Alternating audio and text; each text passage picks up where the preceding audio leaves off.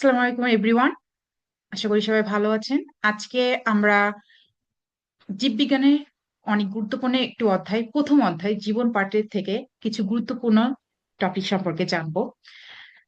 তার আগে আমরা যদি জিজ্ঞেস করি বা জানতে চাই যে এই যে আমাদের বৈচিত্র্যময় জীবজগৎ, এই জীবজগতে আমরা কয়েক মিলিয়ন প্রাণী দেখতে পাই, কয়েক মিলিয়ন রকমের অণুজীব দেখতে পাই, উদ্ভিদ দেখতে পাই। এখন আমরা যদি একটু চিন্তা করি আগে থেকে, যে একটা মানুষের পক্ষে বা একজন বিজ্ঞানীর পক্ষে এটা কি কখনোই সম্ভব যে সে প্রত্যেকটা প্রাণীকে আলাদা আলাদা করে চিনছে বা প্রত্যেকটা উদ্ভিদকে আলাদা আলাদা করে চিনছে? এটা কখনোই সম্ভব না। এই যে সম্ভব না, এই জিনিসটার এই প্রয়োজনীয়তা, এই জন্যই হচ্ছে প্রকৃতিবিদরা শ্রেণীবিন্যাস বা ট্যাক্সোনমি নামে একটা নতুন কনসেপ্ট পরিচিত করায় আমাদের সাথে। এর জন্যই একটা স্বতন্ত্র শাখাও গড়ে ওঠে, যেটাকে আমরা ট্যাক্সোনমি বা শ্রেণীবিন্যাস বিদ্যা বলি। আর এই শ্রেণীবিন্যাসের প্রধান লক্ষ্য হচ্ছে এই যে বৈচিত্র্যময় প্রাণী, আমাদের জগৎ, জীব জগৎ বা প্রাণী জগৎ, উদ্ভিদ জগৎ যেটাই বলি না কেন, সেটাকে সহজে, দ্রুত এবং সঠিকভাবে শনাক্ত করা এবং নামকরণ করে সিস্টেমেটিক ভাবে উপস্থাপন করা, যাতে করে আমরা খুব সহজেই আমাদের জীব, আশেপাশের যে প্রাণী আছে তাদের সকলকেই চিহ্নিত করতে পারি।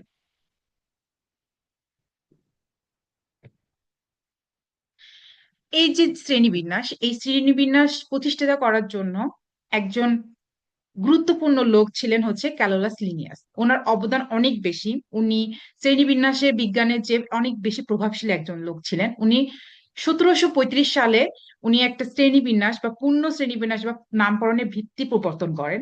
তিনি বিভিন্ন উদ্ভিদ ও জীব পর্যবেক্ষণ করে তিনি তাদেরকে একটা, তাদের উপর মানে তাদের বৈশিষ্ট্যের উপর ভিত্তি করে তিনি পুরো যে জীবজগৎ আছে এই জীবজগৎকে উনি উদ্ভিদ জগৎ এবং প্রাণী জগৎ এই দুই ভাগে ভাগ করেন এবং বিভিন্ন ধরনের নমুনা সংরক্ষণ করেন, বৈশিষ্ট্য নিরূপণ করেন, বর্ণনার পদ্ধতি প্রতিষ্ঠা করেন, আরো অনেক কিছু।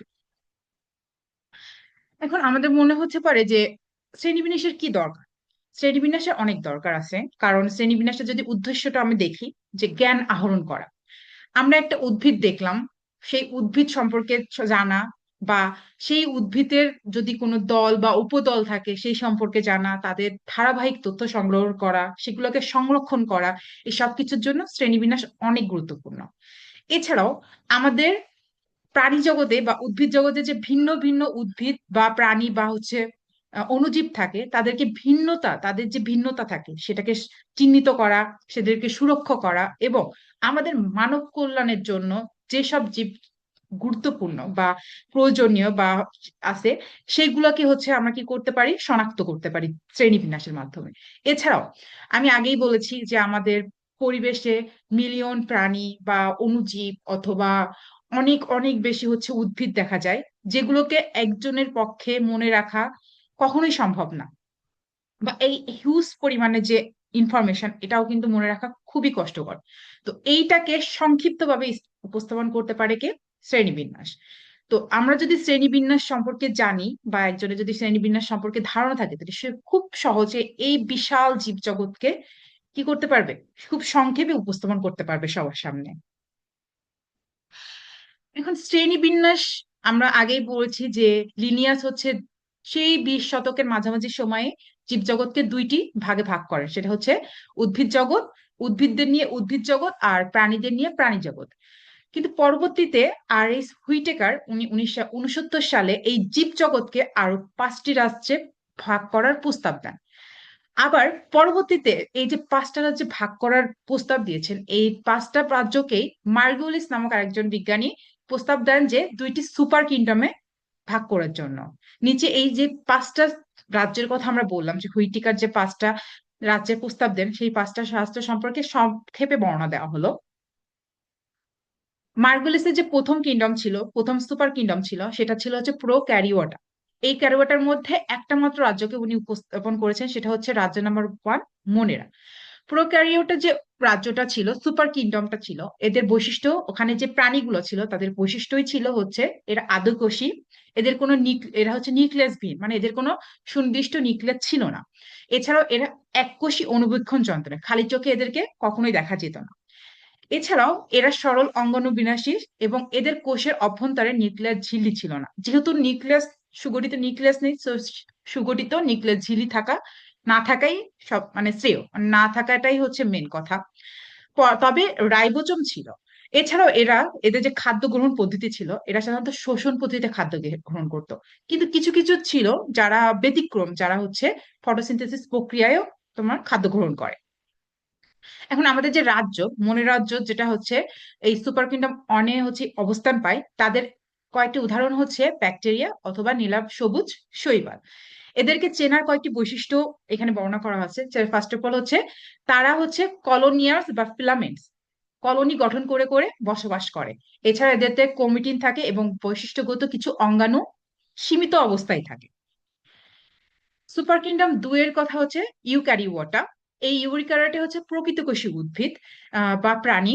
এরা এককোষী হইতে পারে, বহুকোষী হইতে পারে। আমরা প্রোক্যারিওটাতে দেখছি এদের কোনো সুগঠিত নিউক্লিয়াস ছিল না, কিন্তু ইউক্যারিওটাতে সুগঠিত নিউক্লিয়াসও থাকে। এদের কোষের যে অঙ্গাণুগুলো থাকে সেগুলো অবশ্যই সবগুলাই হচ্ছে পূর্ণাঙ্গ থাকে।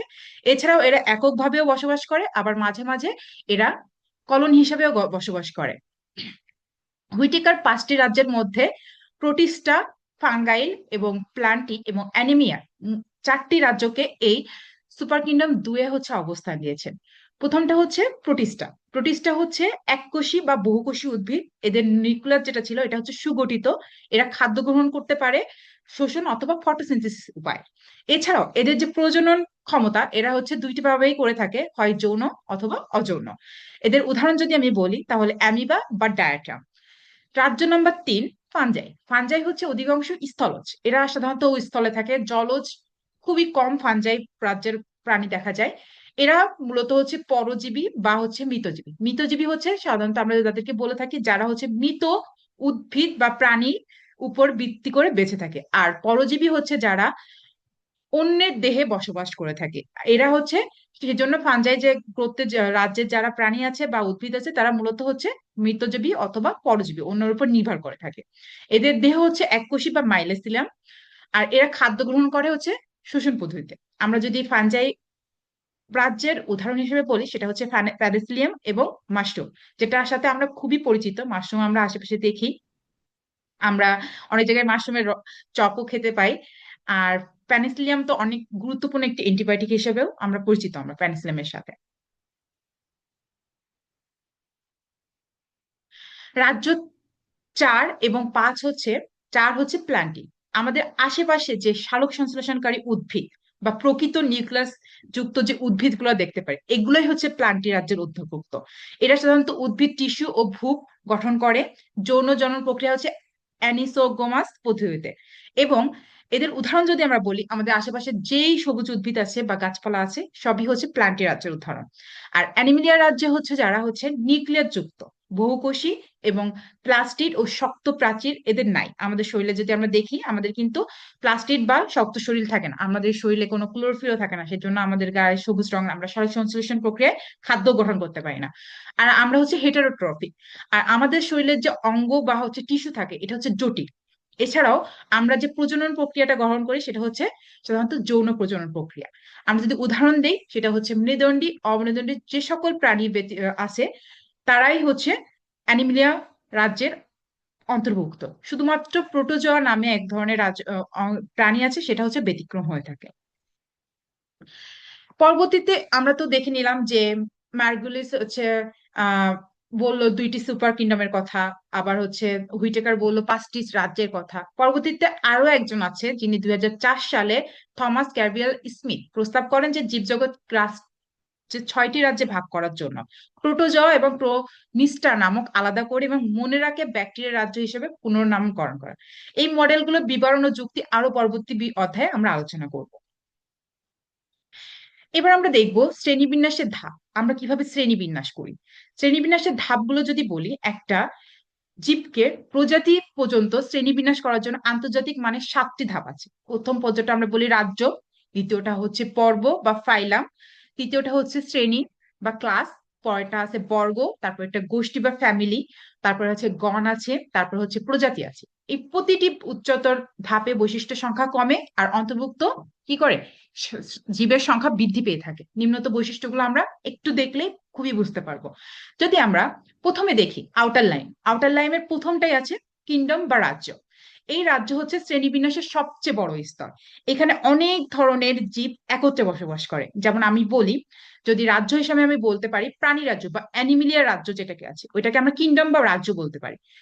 রাজ্যের পরে যে পর্বটা আছে সেটা হচ্ছে ফাইলাম বা পর্ব। ফাইলাম একদম কিংডমের নিচে অবস্থান করে। এখানে একই ধরনের গঠন বা বৈশিষ্ট্য যুক্ত যে জীবগুলো আছে তাদেরকে একত্রে রাখা হয়, যেমন করডাটা। তাহলে ফাইলামে যদি আমি অ্যানিমিলিয়া বলি, তার মধ্যে পর্ব হবে কি করডাটা। তারপরে হচ্ছে হচ্ছে আপনার শ্রেণী। শ্রেণী হচ্ছে ফাইলামের নিচে অবস্থান করে। এই ধরনের কয়েকটি অর্ডার নিয়ে একটি ক্লাস বা শ্রেণী গঠন করা হয়, যেমন ম্যানিলিয়া বা স্তন্যপ্রায়। তাহলে আমরা কর্ডেরাটা পেলাম পর্ব হিসাবে, দেন শ্রেণী হিসেবে কি পেলাম, স্তন্যপায়ী। এরপরে পাবো হচ্ছে আমরা বর্গ। যদি আমরা এইদিকে তাকাই তাহলে আমরা পাবো হচ্ছে বর্গ। বর্গতে দেখা যাচ্ছে কি, বর্গতে ঠিক ক্লাসের নিচে হচ্ছে বর্গের অবস্থান। এখানে কাছাকাছি বৈশিষ্ট্য যুক্ত কয়েকটি ফ্যামিলি একত্রে হয়ে আমরা হচ্ছে কি তৈরি করতেছি, বর্গ তৈরি করতেছি। বর্গের খুবই ভালো একটা উদাহরণ হচ্ছে প্রাইমেট। বর্গের ঠিক নিচে অবস্থান করতেছে হচ্ছে ফ্যামিলি। ফ্যামিলিতে হচ্ছে একই ধরনের জিনাস বা একই ধরনের, যদি আমরা বলি গণ যারা, তাদেরকে নিয়ে হচ্ছে ফ্যামিলি গঠিত বা গোত্র গঠিত। যেমন একটা খুব ভালো একটা উদাহরণ যদি আমি বলি, সেটা হচ্ছে হোমিনিটিভ। এখন ফ্যামিলির পরে একদম লাস্টে আমরা কি পাচ্ছি, সেটা হচ্ছে জিনাস। জিনাসটা হচ্ছে গণ বা ফ্যামিলির একদম নিচে অবস্থান করতেছে, যেটা এখানে খুব কাছাকাছি, মানে একদম সম্পর্কযুক্ত, একদম খুবই কাছাকাছি যে প্রজাতিগুলো থাকে একত্রে থাকে তাদেরকে অবস্থান করা হয়। যেমন খুব একটা ভালো উদাহরণ যদি আমি বলি, সেটা হচ্ছে হোমো। দেন আমরা যদি একটু নিচের দিকে দেখি, নিচের দিকে আছে হচ্ছে স্পেসিস বা প্রজাতি। এটা একদম সবচেয়ে নিচে এবং নির্দিষ্ট একটা ধাপ। এই ধাপে হচ্ছে জীবরা পরস্পরের সাথে প্রজনন করতে পারে। এটার মধ্যে সবচেয়ে ভালো উদাহরণ হচ্ছে হোমোস্যাপিয়েন্স বা আমরা মানুষ। তাহলে এইভাবে রাজ্য থেকে শুরু করে ফাইলাম, পর শ্রেণী বা হচ্ছে অর্ডার বা ফ্যামিলি, জিনাস, স্পেসিস পর্যন্ত জীবদের কি শ্রেণীবিন্যাস করা হয়। স্পেসিস হচ্ছে সবচেয়ে নির্দিষ্ট স্তর। এখন আমরা চলুন একটা সারসংক্ষেপ বা এতক্ষণ পর্যন্ত আমরা কি শিখলাম তার একটা সংক্ষিপ্ত বর্ণনা বা সংক্ষিপ্ত রিক্যাপ করে নিই। মূল ভাব কি, আমাদের যে শ্রেণীবিন্যাস সম্পর্কে আমরা জানলাম, শ্রেণীবিন্যাসটা কি তাহলে আমরা জানলাম, শ্রেণীবিন্যাসটা হচ্ছে জীবজগৎকে সংগঠিত করা বা সুসংগঠিত করার জন্য, কিসের মাধ্যমে, তাদেরকে শনাক্ত করার জন্য, তাদের নামকরণ করে সংরক্ষণে অপরিহার্যতার জন্য।